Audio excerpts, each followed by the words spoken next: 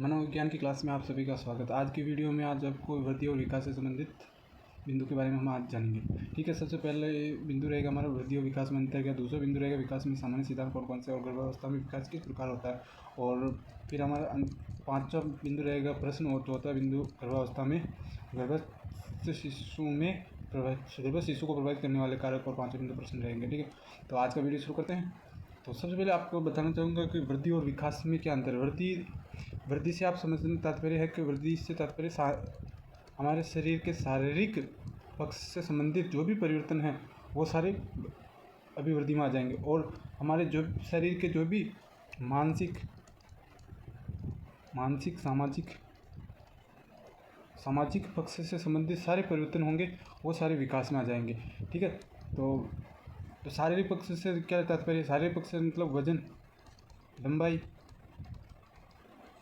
हमारे में जो भी वजन बढ़ रहा है, जो भी लंबाई है, वो सारे परिवर्तन किस में आएंगे, अभिवृद्धि में आ जाएंगे। जबकि विकास से रिलेटेड जैसे कि उसमें कुछ परिवर्तन हो रहा है, सामाजिक परिवर्तन हो रहा है, उसमें मानसिक परिवर्तन हो रहा है, तो वो किस में आ जाएगा, विकास में आ जाएगा। ठीक है, इसमें जैसे अभी मैं बताता हूँ इसमें अंतर क्या क्या है। अभिवृद्धि एक पक्षीय होती है, हमने अभी बताया कि शारीरिक पक्ष से संबंधित होती है। वृद्धि सिर्फ शारीरिक पक्ष से संबंधित होती है। ठीक है, और विकास बहुपक्षीय होता है। शारीरिक पक्ष, मानसिक पक्ष या सामाजिक पक्ष, इन सारे पक्षों से मिलकर बना होता है विकास।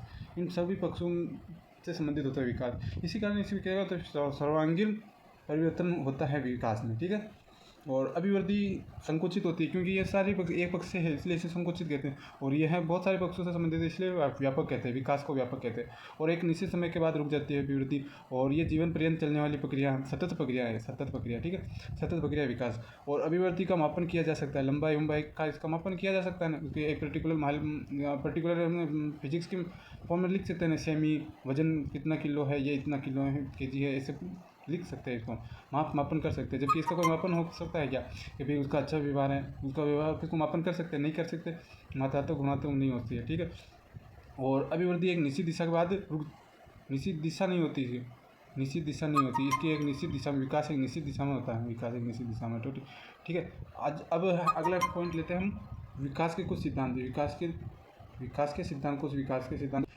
विकास के सिद्धांतों में सबसे पहला सिद्धांत हमारा निश्चित क्रम का सिद्धांत। निश्चित क्रम का सिद्धांत का मतलब होता है कि जब हम बालक होता है ना, बालक को वो भाषा सीखता है ना, तो उसमें एक भाषा सीखने का एक निश्चित क्रम होता है, जिसे LSRW कहते हैं। इस LSRW का मतलब एक तो है लिसनिंग, यानी कि इसका मतलब लिसनिंग, सुनना।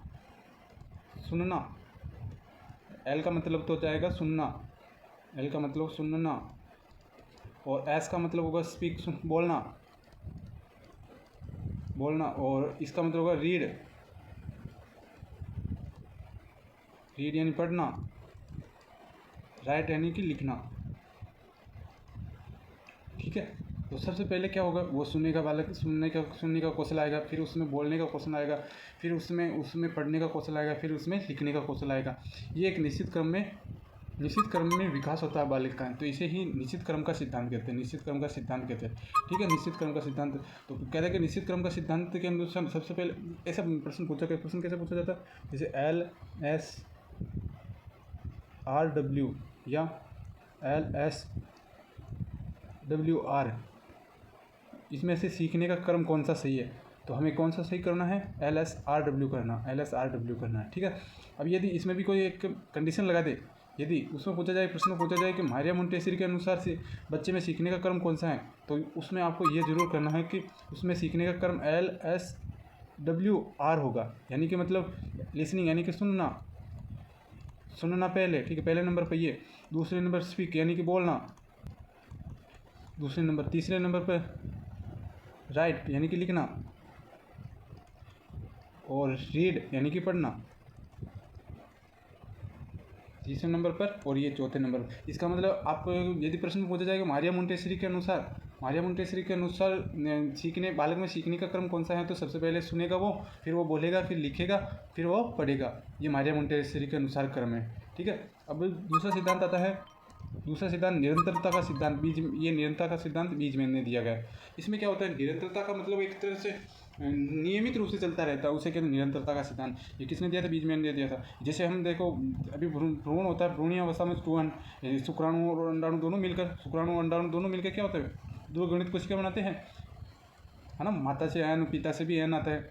वो पहले वाले वीडियो में बताया था मैंने, माता से एन, पिता से भी एन आता है। फिर 2n भ्रूण का निर्माण होता है, द्विगुणित होता है। इसे युग्मनज, युक्तांग या कोशिकांग या इसकी आकृति फिर सुई के समान होती है। ये हमने बताया था फिर पहले वाले वीडियो, ठीक है। तो निरंतरता का मतलब ये कि भाई ये वाला है ना, भ्रूण का निर्माण होगा, भ्रूण का निर्माण, फिर वो परिवर्तन होगा, फिर उसमें जन्म लेगा वो, फिर एक बालक बनेगा। ये वाला क्रम फिर निरंतर चलता रहेगा ना। हमारा हर प्रकार का भ्रूण का क्रम यही रहेगा, निरंतर ये क्रम ही रहेगा, ठीक है। मृत्यु का विकास क्रम निरंतर निश्चितता चलता रहता है, मृत्यु तक ये वाला क्रम चलता रहेगा, सभी में चलता रहेगा। मेरे में चला, मेरे से आने वाली पीढ़ी में चलेगा, मेरे पीढ़ी से अगली वाली पीढ़ी में चलेगा, ये क्रम निरंतर से चलता रहेगा, ठीक है। तीसरा सिद्धांत रहेगा समानता का सिद्धांत। समानता का मतलब होता है कि जैसे कि अभी इसमें ये क्रम वाला निरंतर का सिद्धांत, इसमें है, देखो मनुष्य जन्म लेता है, ये जरूर याद है। इस समानता का मतलब है कि मनुष्य के जन्म, ये समानता का सिद्धांत है। प्राणियों का विकास उसकी प्रजाति के समान होता है, मतलब एक आदर्श प्रारूपिक रूप से ही हम जन्म ले रहे हैं। प्रारूपिक मतलब एक आदर्श रूप है जिसमें है कि 2 आंखें हैं और 2 हाथ हैं, 2 पैर हैं, ये हर मनुष्य में होते हैं। ये एक प्रारूप है, आदर्श रूप है ये, ठीक है। इसी रूप के अकॉर्डिंग हम जन्म ले रहे हैं। जैसे कि कोई चेंज हुआ है क्या? किसी में चेंज नहीं हुआ, तो ये समानता का सिद्धांत है। प्राणी का विकास उसकी प्रजाति के समान होता है, ठीक है। और अगला सिद्धांत चक्राकार विकास का सिद्धांत। चक्राकार विकास का सिद्धांत क्या कहता है? चक्राकार विकास के सिद्धांत के अंदर है ना, इसे चक्राकार सिद्धांत के अनुसार क्या होता है? जैसे इसमें है जैसे ये चक्र के रूप में विकास होता है, ठीक है। चक्र के रूप में विकास होता है ना, तो सबसे पहले यदि यहाँ पर जैसे यहाँ पर सिर का विकास होगा, यहाँ पर पैर का विकास होगा, यहाँ पर हृदय का, पैर का, और यहाँ पर अपने धड़ का विकास होगा, ठीक है। तो सबसे पहले यदि ये विकास तेजी से हो रहा है, तो ये विकास मंद पड़ जाएगा। ये विकास समान नहीं हो जाते तब तक, तो ये विकास धीमे हो जाएगा। और ऐसे करके सभी एक साथ समान होने के बाद भी, देखो इसमें यदि 2 विकास, जैसे इतना ज़्यादा कंफ्यूजन नहीं होना, देखो 2 विकास है ना, 2 विकास सबसे पहले इसमें देखो चक्राकार विकास सिद्धांत के अंदर क्या होता है? देखो जैसे 2 अंगों का विकास हो रहा है, जैसे कि एक तो हाथ का और एक पैर का, ठीक है। यदि ये तीव्र हो रहा है तो ये मंद हो जाएगा, ये तीव्र हो रहा है तो ये मंद हो जाएगा। जब तक कि ये मंद हो, कब तक मंद रहेगा? ये जब तक कि इस पैर का विकास इसके बराबर विकास पूरा नहीं हो जाता, तब तक ये मंद हो जाएगा, ठीक है। ये दोनों फिर ऐसे बराबर होने के कारण एक चक्राकार रूप में हो जाता है, इसका चक्राकार रूप हो जाता है विकास में। तो इसी कारण इसको चक्राकार विकास कहते हैं। जैसे समझो, जैसे पहले हाथ का विकास तीव्र गति से हो रहा, जबकि पैर का विकास मंद है, और ये तीव्र है, ठीक है। ये तीव्र है, तो फिर है ना, ये एक तीव्र वाला मंद हो जाएगा। क्यों होगा? क्योंकि ये पैर वाले विकास के बराबर आने के लिए वो मंद हो जाएगा। फिर ये दोनों बराबर हो गए ना, जब तक ये मंद वाला पैर का विकास बराबर नहीं हो जाता तब तक ये मंद रहेगा। फिर ये बराबर होने के बाद वापस वो विकास चलता रहेगा, ऐसे तीव्र विकास हो रहा है ना, तीव्र विकास वाला मंद के बराबर आने की प्रयास करेगा। ये संतुलित बनाते रहेंगे, फिर संतुलित बनाते हुए विकास होगा। इसी कारण इसे एक चक्राकार रूप बन जाता है। जैसे सिद्धांत है एकीकरण का सिद्धांत। क्या कहता है? एकीकरण के सिद्धांत के अंदर क्या होता है? जैसे कि इसमें इस सिद्धांत से शब्द में देखो, एकीकरण यानी कि एक अंग, जैसे इसमें एकीकरण का जिस मतलब एक आ रहा है इसमें, एक जैसे कि हमने सबसे पहले विकास किस प्रकार होगा? सबसे पहले एक अंग का विकास होगा, सबसे छोटे अंग का विकास होगा, वो सबसे पहले उसमें जो है कि विकास उत्पन्न होगा, फिर उसमें बड़े होते धीरे धीरे पूर्ण संपूर्ण अंग का विकास हो जाएगा। जैसे एक बालक में विकास के प्रारंभ में सभी अंगों का एक साथ नहीं होता, सभी अंगों का विकास एक साथ नहीं होता, वरन ये एक करके अंगों का विकास होता है। इसी कारण इसे एकीकरण का सिद्धांत कहते हैं। जैसे अंगुलियों का विकास, ठीक है, ये याद ध्यान रखना, अंगुलियों का विकास। और अगला सिद्धांत क्या कहता है? अगला सिद्धांत के अंदर क्या होता है? सहसंबंधित सिद्धांत। सहसंबंधित मतलब यानी सहसंबंधित, इसमें आप देखो सहसंबंधित इस शब्द से गौर करो, शब्द जो है ना, शब्द से ही सिद्धांतों का कुछ अर्थ निकल जाता है। जैसे सहसंबंधित मतलब किसी एक क्षेत्र का विकास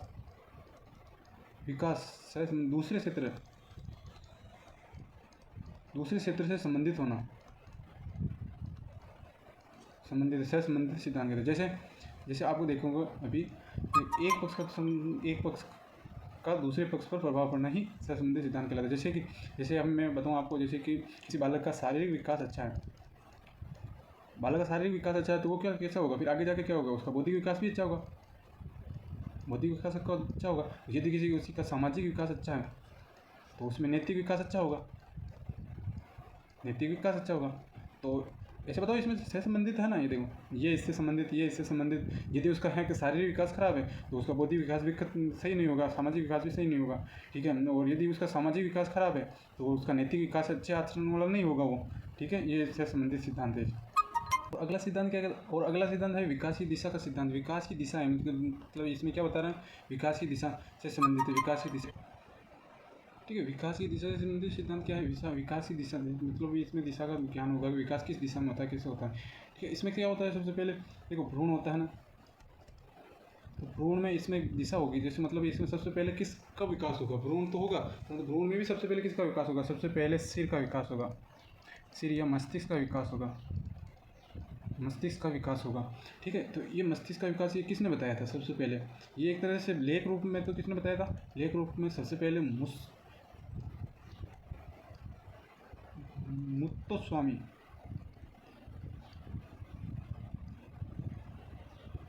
मुत्तुस्वामी ने वर्णित किया था, ठीक है। तो सबसे पहले कि मस्तिष्क सिर से, मस्तिष्क सिर का विकास होगा। तो सबसे पहले विकास की दिशा का सिद्धांत, विकास की दिशा का सिद्धांत में क्या होता है, सबसे पहले भ्रूण होता है ना, भ्रूण में विकास किस प्रकार होता है, विकास भ्रूण में विकास सबसे पहले सिर से पैर की तरफ होता है, सिर से पैर की तरफ होता है। सबसे पहले सिर का विकास होगा, फिर पैर का विकास है। ये किसने कहा सबसे पहले मुत्तुस्वामी ने कहा था, मुत्तुस्वामी ने कहा था। तो इसी कारण इस सिद्धांत, इसको क्या कहते हैं, मुत्तुस्वामी सिद्धांत कहते हैं, मुत्तुस्वामी सिद्धांत भी कहते हैं, या फिर इसको इस प्रकार के विकास को क्या कहते हैं, मस्तिष्कोन्मुखी सिद्धांत भी कहते हैं, मस्तिष्कोन्मुखी सिद्धांत, मस्तिष्कोन्मुखी सिद्धांत मतलब मस्तिष्क पहले विकास होगा, फिर सिर का विकास होगा। और इसको सिद्धांत रूप में किसने प्रस्तुत किया था, सिद्धांत रूप में गेसेल ने प्रस्तुत किया था, सिद्धांत रूप में। सिंपल बात है, सबसे पहले विकास का सिद्धांत क्या है, विकास का सिद्धांत मतलब भ्रूण का विकास किस प्रकार होता है, भ्रूण में विकास किस प्रकार, सबसे पहले सिर का विकास होगा, फिर इसके बाद में पैर का विकास होगा, पैर का विकास होगा। इसी कारण इस सिद्धांत को क्या कहते हैं, मस्तिष्कोन्मुखी सिद्धांत कहते हैं। ये सबसे पहले किसने बताया था, सबसे पहले आपको किसने बताया था, मुत्तुस्वामी ने बताया था, ठीक है। और सिद्धांत रूप में किसने बताया था, गेसेल ने बताया था। और अगला सिद्धांत क्या कहता है, अगला सिद्धांत हमारा नौवां सिद्धांत है सामान्य से विशिष्ट क्रियाओं का सिद्धांत है। जैसे बालक सबसे पहले सामान्य क्रियाएं करता है, फिर विशिष्ट क्रियाएं करता है, ठीक है। जैसे सामान्य क्रिया कौन कौन सी, जैसे कि सबसे पहले वो करवट लेगा, बालक जैसे सबसे पहले क्या कौन सा करवट लेगा, फिर करवट लेना या फिर बदलना, करवट बदलना, फिर वो है कि करवट बदलेगा, फिर वो बैठे रहना, बैठना, फिर वो घुटनों के बल, घुटनों का यूज़ करना, फिर दो पैरों पे खड़े होना,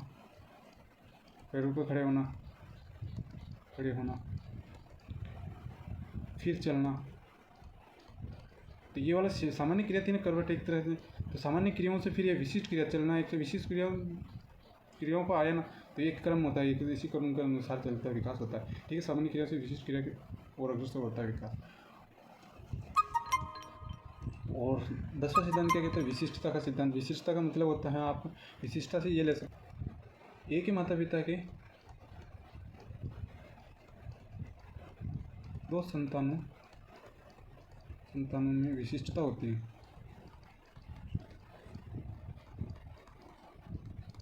दोनों विशिष्ट होते हैं ना, किसी न किसी रूप में तो अंतर होता है उसमें, ठीक है। तो दोनों में समानता नहीं होती है, ठीक है। समानता कम होती है परंतु इतनी ज़्यादा समानता नहीं होती, विकास समान मात्रा में नहीं होता है, विकास समान मात्रा में नहीं होता। तो अब हमारा अगला पॉइंट रहेगा गर्भावस्था में विकास। बालक का गर्भावस्था में किस प्रकार विकास होता है वो बताएंगे, ठीक है। इसमें यहाँ चीज़ बताएं तो इस आराम से पूल करना, आराम से समझ में आ जाएगा।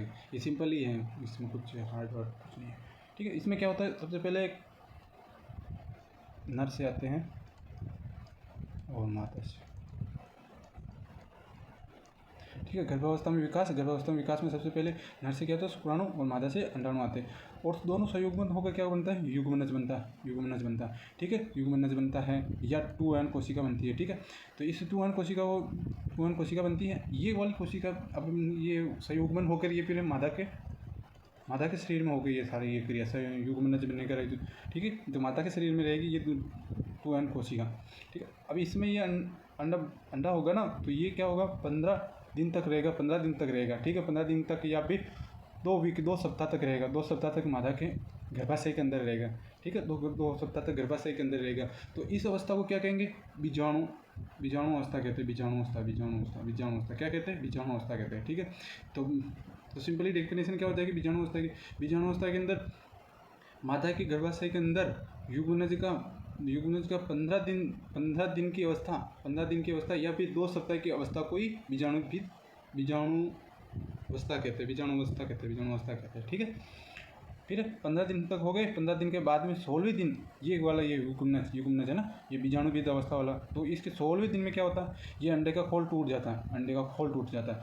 ये अंडा होता है ना, ये वाला अंडा, ये अंडे देखो, जैसे ये अंडा है, ऐसा होता है। ये वाला अंदर द्रव होता है, शुक्राणु और अंडाणु, ये तो अंडाणु हो जाएगा, ये शुक्राणु हो जाएंगे। ठीक है, तो ये वाली खोल टूट जाती है, ये वाली खोल, इसको खोल कहते हैं। ये खोल टूट जाती है। टूटने के बाद क्या होता है, जिससे बीजाणु अवस्था से भ्रूणावस्था का प्रारंभ हो जाता है। फिर ये शुक्राणु और अंडाणु दोनों युग्मनज कर रहे हैं, तो ये फिर 2n कोशिका बाहर आ जाएगी। ठीक है, तो फिर ये भ्रूण का प्रारंभ निर्माण शुरू हो जाएगा। भ्रूण का निर्माण शुरू हो जाएगा। फिर ये पहले तो सबसे पहले 2n कोशिका थी। 2n कोशिका 15 दिन तक रहेगी। 15 दिन तक ऐसे 2n तक रहेगी। फिर ये 15 दिन के 16वें दिन के बाद में फिर ये टूट जाती है। तो 16वें दिन के बाद में ये भ्रूण कितने कोशिका का हो जाएगा, 32 कोशिकी हो जाएगा। कितनी कोशिका हो जाएगी, 32 कोशिकीय भ्रूण हो जाएगा। ठीक है, बीजाणुविद अवस्था के बाद में भ्रूणावस्था का प्रारंभ हो जाता है और भ्रूण का निर्माण हो जाता है, और ये भ्रूण 32 कोशिकीय होता है। ठीक है, तो बीजाणुविद अवस्था के बाद में भ्रूणावस्था, तो भ्रूणावस्था की एक परिभाषा भी लिख लेते हैं। भ्रूणावस्था की परिभाषा क्या हो जाएगी, तो इसमें क्या हो जाएगा, बीजाणुवस्था के अंत में अर्थात 16वें दिन अंडे का खोल टूट जाता है, जिससे युग्मनज से भ्रूण के रूप में बाहर निकलता है। ठीक है, इस अवस्था को भ्रूणावस्था कहते हैं। ये 32 कोशिकीय होती है। ठीक है, ये 32 कोशिकीय होती है, और ये अवस्था 2 माह या 60 दिन तक होती है। इसका मतलब 2 महीने तक होती है भ्रूणावस्था। ठीक है, भ्रूणावस्था कितने अवस्था तक होती है, 2 मंथ तक होती है, 60 दिन तक होती है। तो अभी ये भ्रूणावस्था आ गई, तो अब बताओ इस भ्रूणावस्था के अंदर है ना कुछ स्तर होंगे। ठीक है, ये भ्रूणावस्था आ गई तो भ्रूण होगा, भ्रूण के कुछ 3 स्तर होंगे। वो स्तर कितने होंगे, 3 स्तर होंगे। ये 3 स्तर होंगे, 3 स्तर ये है। ठीक है, सबसे पहला स्तर बाह्य स्तर, और दूसरा स्तर मध्य स्तर, तीसरा अंत स्तर। बाह्य स्तर को एक्टोडर्म, और मध्य स्तर को मेसोडर्म, और अंत स्तर को एंडोडर्म कहते हैं। ये इंग्लिश फॉर्म ज़्यादा याद रखना, तो इसमें है कि इन प्रश्नों को करने में आसानी होती है। ये हिंदी वाले सब कुछ जाते ही अलग शब्द दे देते हैं, वो समझ में नहीं आते, तो इंग्लिश वाले टर्म ज़्यादा याद है। तो सबसे पहले एक्टोडर्म में क्या होता है, एक्टोडर्म जैसे ये भ्रूण के है ना 3 स्तर है, तो तीनों स्तरों से सारे अंगों त्वचाकार इनका सबका निर्माण होता है। तो वो स्तर है ना, ये तीनों स्तर हैं, इनसे अंगों का निर्माण होगा। सबसे पहले बाह्य स्तर से मतलब शरीर के सारे बाहरी अंगों का निर्माण किससे होगा, बाह्य स्तर से होगा। और मध्य स्तर से सारे मध्य अंगों का निर्माण, भ्रूण के मध्य अंगों का निर्माण किससे होगा, मध्य स्तर से होगा। और भ्रूण के शरीर के आंतरिक अंगों का निर्माण किससे होगा, तो अंत त्वचा या अंत स्तर से होगा। ठीक है, त्वचा भी कह सकते हो, भ्रूण की त्वचा होगी ना। भ्रूण ये भ्रूण है, तो ये बाहरी स्तर, ये अंत स्तर, और ये अंत स्तर, ये मध्य त्वचा या मध्य स्तर है। ठीक है, तो अब देखो इसमें है कि बाह्य त्वचा है ना, एक्टोडर्म है, तो इसमें एक्टोडर्म से किसका निर्माण होगा, एक्टोडर्म से है बाहरी अंगों का निर्माण होगा। बाहरी अंग कौन कौन से, त्वचा, बाल, तो इनका निर्माण किससे होगा, बाहरी त्वचा से होगा। ठीक है, बाहरी त्वचा, भ्रूण की बाहरी त्वचा से इनका निर्माण हो जाएगा। और भ्रूण की मध्य त्वचा से किसका निर्माण होगा, तो मांसपेशियों का निर्माण होगा, मध्य अंगों का निर्माण होगा। ठीक है, और अंत त्वचा से जैसे कि हृदय का निर्माण किससे होगा, तो अंत त्वचा से होगा। एक बात याद रखना आप लोग भाई, जैसे कि इसमें है ना, मैं बता रहा हूँ, इसमें बताना समझता हूँ। देखो मध्य त्वचा होती है ना, मध्य त्वचा के अंदर आपको ये याद रखना, मध्य त्वचा है ना, मध्य त्वचा के अंदर मध्य त्वचा के अंदर मध्य त्वचा के अंग ही बनेंगे, ठीक है, मध्य त्वचा के अंदर मध्य अंग ही बनेंगे, परंतु अंतः त्वचा के जो अंग है ना, अंतः त्वचा के जो अंग है उसकी बाहरी खोल भी बनाएंगे ये मध्य त्वचा, ठीक है, अंतः त्वचा के बाहरी खोल बनाएंगे, ये याद रखना, ये वाला नोट याद रखना, ठीक है, ये वाला। इसमें क्या कहता है, भ्रूण का मध्य आंतरिक अंगों, भ्रूण का मध्य स्तर आंतरिक अंगों का बाहरी खोल या आवरण कवच का निर्माण करेगा, ठीक है, मध्य स्तर आंतरिक अंगों का बाहरी खोल का आवरण या कवच का निर्माण करेगा, ठीक है, अर्थात हृदय का बाहरी खोल बनाता है, हृदय का बाहरी खोल, हृदय तो आंतरिक अंग है, तो आंतरिक अंग तो है कि अंतः त्वचा बनाएगी, परंतु बाहरी खोल क्या बनाएगा, मध्य त्वचा बनाएगी, ठीक है। मस्तिष्क अंतरा भाग का निर्माण होता है अंतः त्वचा और एंडोडर्म से, आंतरिक भाग बाहरी खोल का निर्माण मध्य त्वचा, ठीक है। अभी इसमें देखो 60 दिन के गर्भकाल के भ्रूण को क्या कहते हैं, 60 दिन हो गया तो उस गर्भ का भ्रूण में, जैसे भ्रूण है ना 60 दिन का हो गया तो उसे क्या कहते हैं, गर्भस्थ शिशुअवस्था कहते हैं, गर्भस्थ शिशुअवस्था। 61वें दिन तक की अवस्था को क्या कहते हैं, गर्भस्थ शिशुअवस्था कहते हैं। और 6 महीने के भ्रूण को, 6 महीने मतलब 180 दिन के भ्रूण को क्या कहते हैं, 6 महीने के 180 दिन के भ्रूण के अंदर क्या होता है, सभी अंगों के साथ भ्रूण को क्या कहते हैं, तो इसको कहते हैं पूर्ण शिशु। ये डेफिनेशन बन सकती है इसकी, एक तो ये डेफिनेशन बन सकती है और एक ये बन सकती है, ये इनको ध्यान रखना, ठीक है। तो 60 दिन के भ्रूण को गर्भस्थ शिशुअवस्था कहते हैं और 6 महीने के भ्रूण को पूर्ण शिशु कहते हैं, और 6 से 9 माह तक शिशु जन्म लेने की परिपक्वता आ जाती है, इसे प्रसव के दौरान भ्रूण बाहर आ जाता है। इस प्रसव अवस्था कितने दिन की होती है, 9 माह की होती है, 280 दिन की होती है, ठीक है। और एक महत्वपूर्ण बिंदु है ये वाले पॉइंट को याद रखना नोट डाल के, ठीक है। इसमें क्या कहता है, गर्भकाल की सामान्य अवधि क्या है, 9 महीना है, 9 महीने होते हैं, बेसिक तौर पर 9 महीने होती है, ठीक है, 280 दिन होते हैं। गर्भकाल की न्यूनतम अवधि क्या है, 6 माह 180 दिन, और गर्भकाल की अधिकतम अवधि क्या है, 11 माह और या 330 दिन, ठीक है। जन्म में सहायक हार्मोन कौन कौन से हैं, तो उसके बारे में देखो तो सबसे पहले है ऑक्सीटोसिन हार्मोन। ऑक्सीटोसिन हार्मोन क्या होता है, ऑक्सीटोसिन हार्मोन कहाँ से स्राव होता है, सबसे पहले गर्भ की दीवार से, वो गर्भ की दीवार होती है, घर की दीवार से होता है, ठीक है। इसका कार्य क्या है, घर की दीवार में संकुचन पैदा करना, जिससे प्लेसेंटा का संपर्क गर्भ से दीवार से टूट जाता है और शिशु खिसक कर जनन नाल में आ जाता है, ठीक है। ये देखो भ्रूण होता है ना, भ्रूण प्लेसेंटा से चिपका रहता है, भ्रूण प्लेसेंटा से चिपका रहता है, तो फिर वह संकुचन होगा तो ये संकुचन से वह भ्रूण से अलग हो, भ्रूण और ये प्लेसेंटा से जनन से अलग हो जाएगा, ठीक है। संकुचन होना जरूरी है, तो ये फिर जैसे ये जनन नाल की तरफ आ जाता है,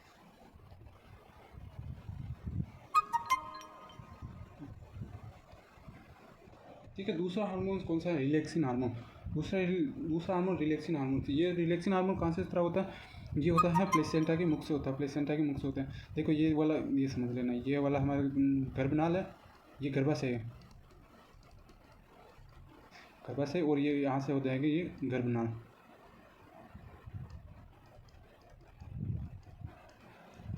वो गर्भनाल हो जाएंगे तो यहाँ से ये वो लोग भ्रूण जुड़ा होता है, ये जो प्लेसेंटा, इसे प्लेसेंटा ये गर्भ भ्रूण है,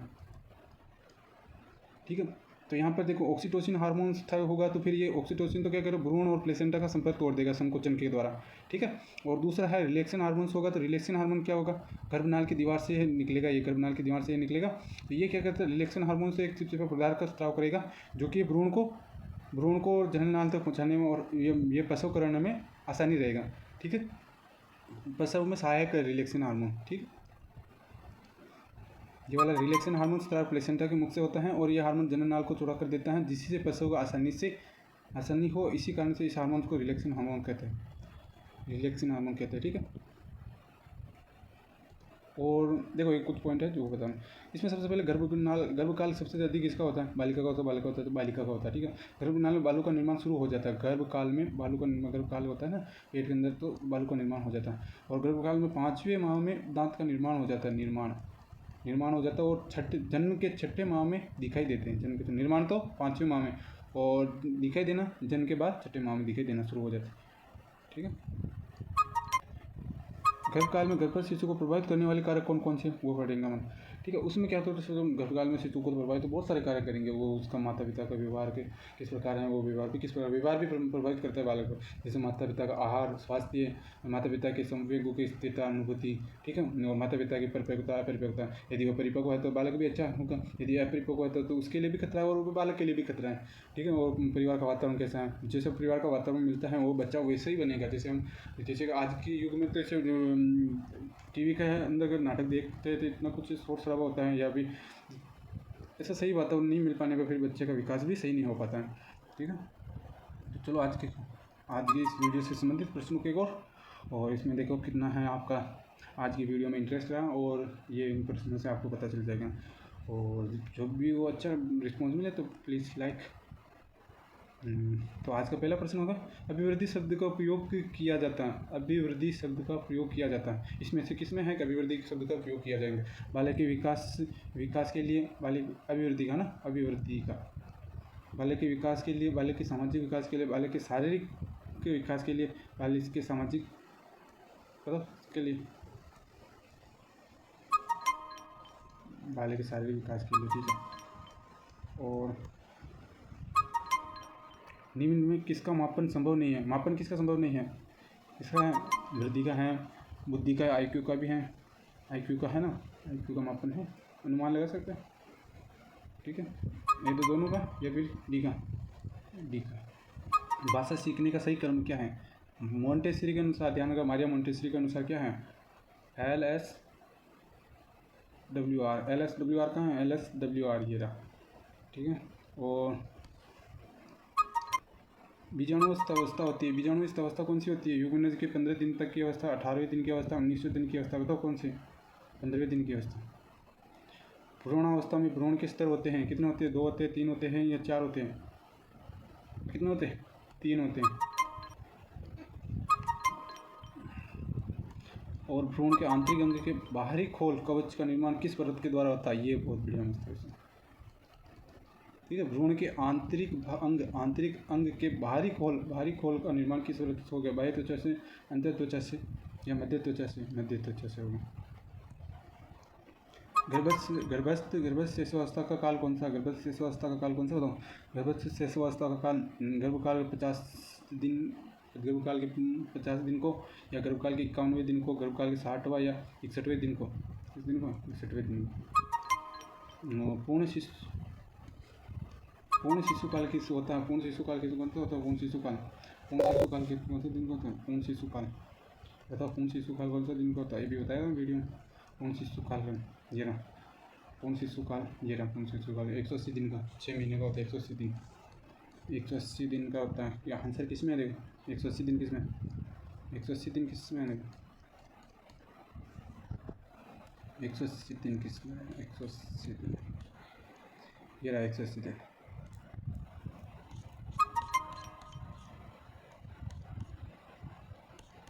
इसमें क्या हो जाएगा, 180 दिन हो जाएगा। और गर्भनाल संकुचन करने वाला हार्मोन को, संकुचन, ये वाला शब्द याद रखना। संकुचन कौन करता है, ऑक्सीटोसिन। रिलैक्सिन क्या करता है, चिपचिपाहट का स्राव करता है। ठीक है, वो वाला। ठीक है, और 10वां गर्भस्थ शिशुअवस्था।